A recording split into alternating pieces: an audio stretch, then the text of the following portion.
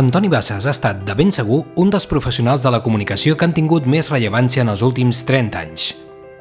Les seves anàlisis rigoroses i en profunditat han fet d'ell una personalitat sobresortint en el món de la comunicació.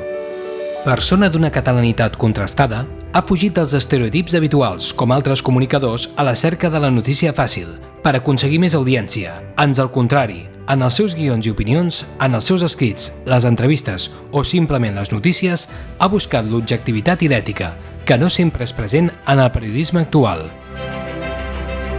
Antoni Bassas va començar de ben jove en el món de la radiofonia i va agafar rellevància treballant amb Joaquim Maria Puyala en les retransmissions esportives del Barça i anys després liderant l'audiència durant 14 anys del Matí de Catalunya Ràdio i la versió radiofònica d'Alguna pregunta més. Va continuar també amb el mestre Puyal amb Tres pics i repicó, ara a Televisió de Catalunya, i també fou el guionista i en algun cas també el presentador de Polèmic, El joc del segle, El xou de la Diana i un llarg etc. Culer fins a la mèdula, va codirigir i presentar Aquest any 100, on repassava la història del centenari del Futbol Club Barcelona.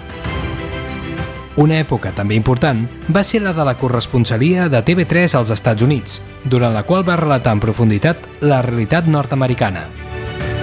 A partir del 2015 es va implicar com a accionista i articulista al diari Ara, amb un programa televisiu en línia titulat Ara Bassas. És segurament en aquest espai televisiu d'opinió on destaca el bon fer i el rigor de l'Antoni Bassas. Periodistes com aquest sí que ens en calen.